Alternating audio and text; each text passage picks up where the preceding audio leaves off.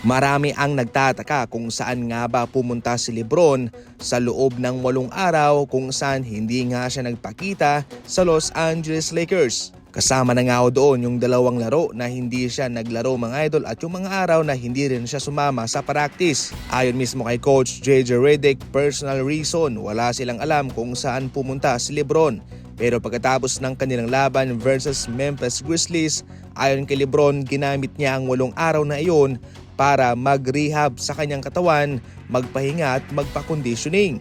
Pagkatapos nun ay nung bumalik siya laban sa Memphis Grizzlies mga idol, parang hindi naman talaga siya napagod, di ba? At nasa tamang kondisyon naman talaga yung kanyang pangatawan. Muntik pa nga siyang mag-triple-double mga idol.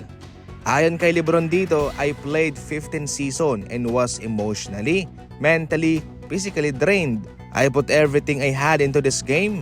Kaya kinakailangan daw na magpahinga rin siya, magpa-conditioning mga idol, magpa-rehab ng kanyang katawan dahil hindi na biro ang layo ng kanyang nilalaro sa ngayon mga idol. Kaya kinakailangan niyang bigyan ng oras ang kanyang katawan para magpahinga. Pagkatapos ng kanilang mainit na paninimula, ang record sa ngayon ng Golden State Warriors sa kanilang huling 10 laro ay 2 wins and 8 losses at kasalukuyang nasa pang-8 posisyon sila sa kanilang conference. Maraming mga factor kung bakit natalo ang Golden State Warriors. Unang-una, hindi na ganoon kaganda ang naibibigay na performance ng iilang mga manlalaro. Isa na si Buddy Hield, si Podziemski. At pagkatapos niya na yung kanilang pangkabuang performance, maraming mga laban kung saan nakambak nga ho sila. Kahit na malaki naman yung kanilang kalamangan, yung kanilang scoring drought sa mga huling minuto sa fourth quarter. Kabilang din yun sa kanilang mga problema. Siyempre, idagdag mo na yung kanilang sunod-sunod na kanilang kinakaharap yung mga malalakas na kalaban, malalakas na team ngayon sa NBA.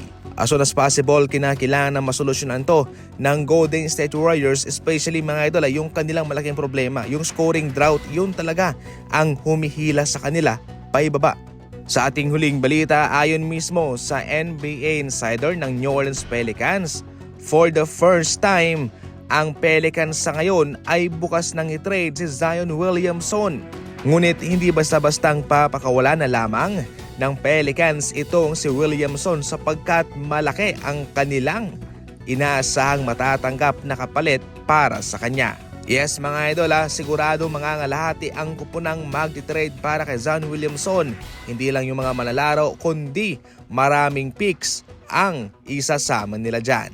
Kahit na ito ay isang magandang balita para kay Zion Williamson, finally ay siya ay papakawalan na ng kanyang kupunan. Para sa Pelicans, isa itong kapalpakan sapagkat itong si Zion Williamson ang inaasahan nilang magdadala sa kanila ng kampyonato. Subalit sa mga unang taon ay ginagambala ito ng injury. Mataas ang pang-hype kay Zion Williamson.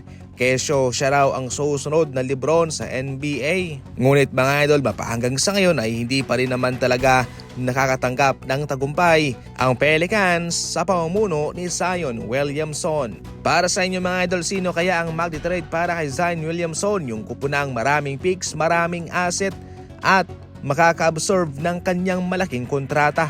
I-comment lang yan sa comment section at babasahin ko.